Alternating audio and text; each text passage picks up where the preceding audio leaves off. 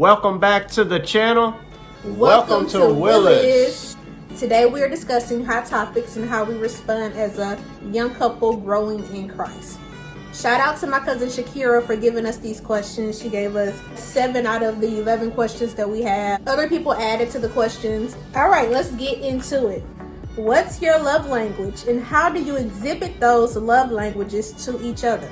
My love language is acts of service. Example, with Jeremy, like, I love him, he knows I love him, but the way I know that he loves me, he tells me he loves me all the time and things like that. But the way that I know that he loves me is when he takes care of things for me, like to relieve me of stress or something, you know, because things can be kind of stressful, like as far as house duties. Like, I won't really say house duties because we kind of tag team and we do a lot together. But when he see that I had a stressful day, I'll come home, he'll have something cooked. Or for the weekends, he'll make breakfast and I'll wake up and I'm like, oh, the house smelling like eggs and bacon, you know. I'm like, wow, you know. So he'll do things like that and he'll say, you know, baby, I know that you had a stressful week. I'm just doing this for you. Like, or he'll clean up the house. He'll go the extra mile. The other day, he folded laundry and I was like, wow, he folded laundry. I hate folding laundry. And he put laundry up for me. So I was so grateful for that. That is my least favorite thing to do. If it was up to me, especially y'all, before I was, married to Sine, man, I would wash the clothes, dry the clothes stay in the dryer. I just get them out, as I use them, iron them, whatever. But I was bad. He is not a laundry person. Yeah, the fact that he did laundry for me was amazing. Definitely not. Yeah, and good little acts of service like that lets me know that you really do care about me. My love language was the top one was quality time. I like spending time together, like as y'all seen in the last video. We went to the movies. I love stuff like that because sometimes, life can get busy, as you were saying, school, work. Sometimes it's hard.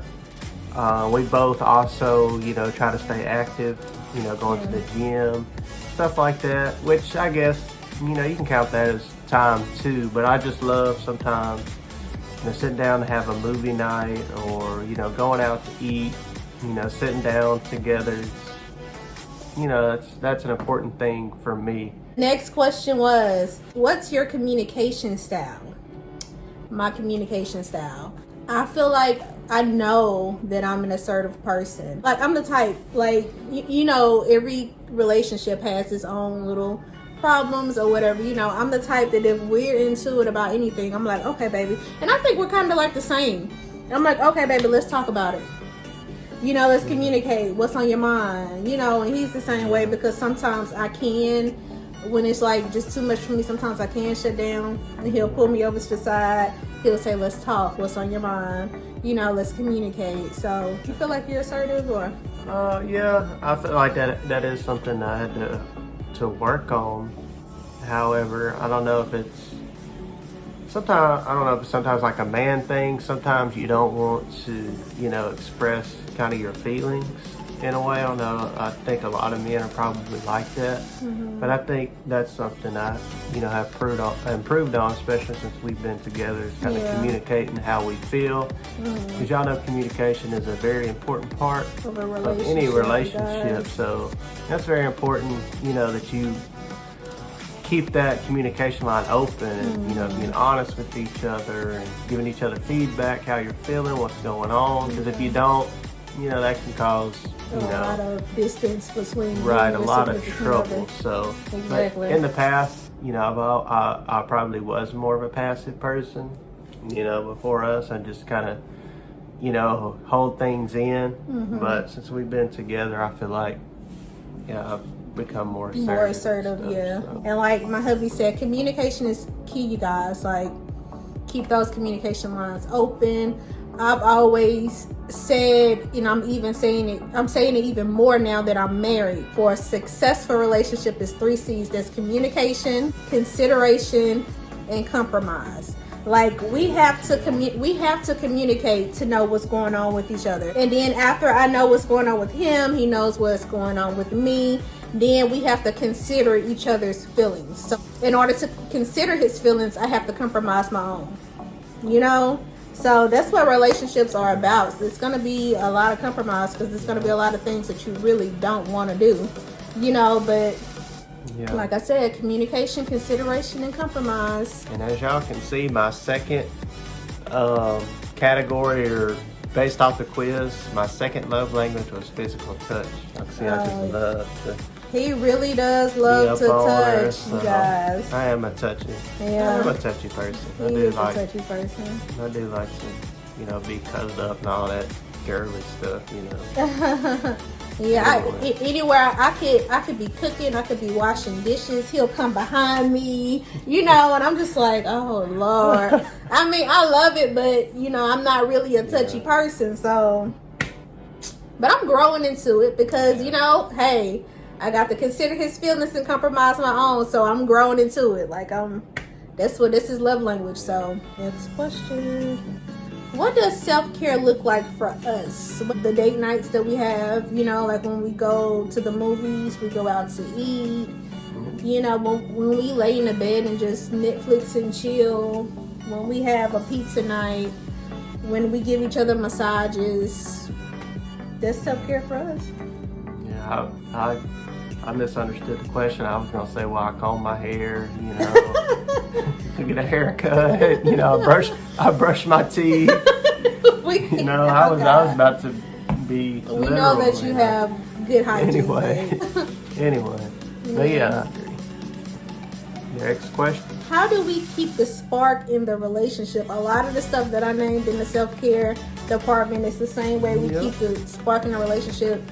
He's a very affectionate person, touchy, feely. So the intimacy level is always there. So yeah. And you have to make sure that even if you're married, you have to keep dating your spouse. You don't want to get too comfortable.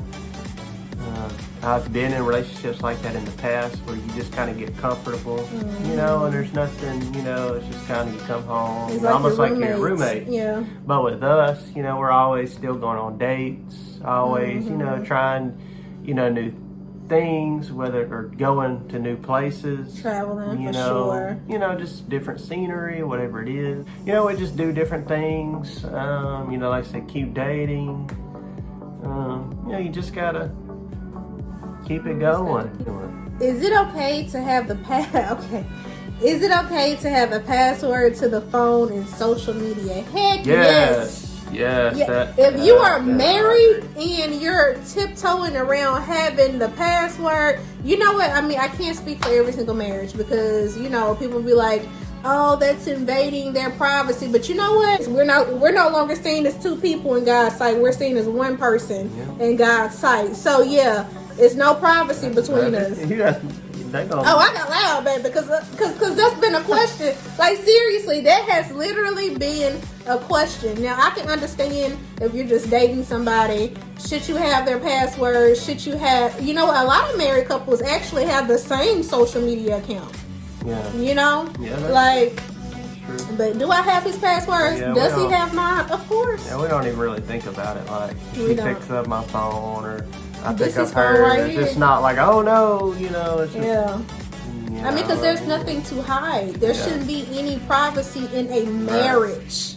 Right. There is absolutely nothing to hide. Like. So that was a quick yes. That was a very quick yes.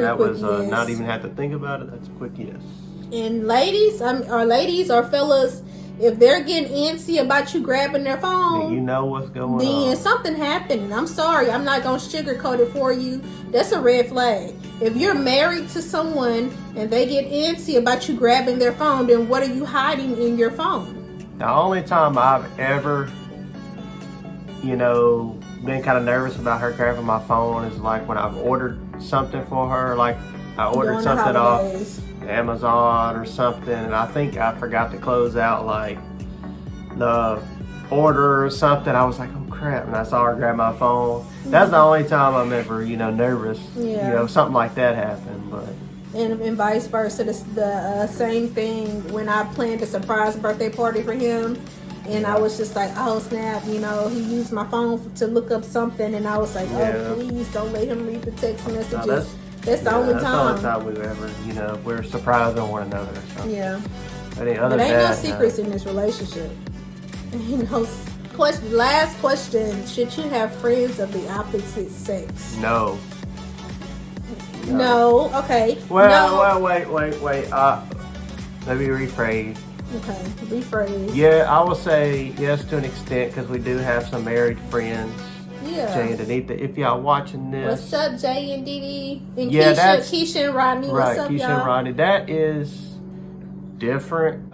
The way I took the question was, should you have friends, like if you didn't know this girl and I was friends with just some other girl that you didn't even know, or something that was single or something, you know? No. If you're married, if you guys can't be friends, all of you guys can be friends, then no. Yeah. Like, what does it look like I have a guy friend, you know, that only want to call me when my husband not around? Right. You know, that's definitely a no. But like, if you have married friends and, you know, like we do, that we all go out and stuff, you know, and chill or double date, whatever, that's different, you know, because there are friends. But if you just have your own friend of the opposite sex, I don't think that's not cool, dude. No, not at all. We're even strategic on who we accept on Facebook. Like, we're strategic about that, right, babe? Yeah. Good show.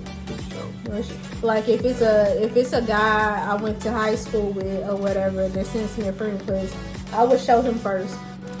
And be like, we did a Bible plan before, and it was talking about, this was before we were even married. We were just engaged. We went through marriage counseling, but we still did Bible plans together. And in this particular Bible plan, it was for people who were engaged. It spoke on, should you have friends of the opposite sex?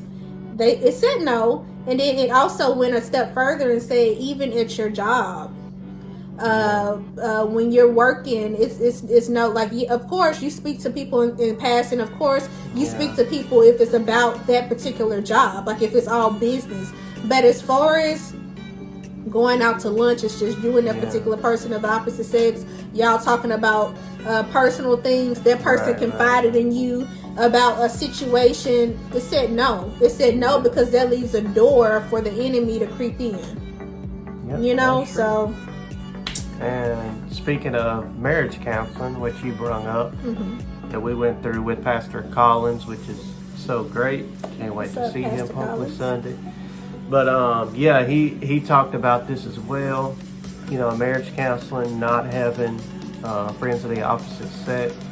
You know, like, I remember him bringing up, you know, like, say I was at home alone and like either one of your friends came over. Hey, is Sine home? You know, he was talking about basically, you know, obviously no, you know, she's not here. Don't let that person even come in, even if like that's her friend. You know, don't, you know, she'll be back, you know, around this time.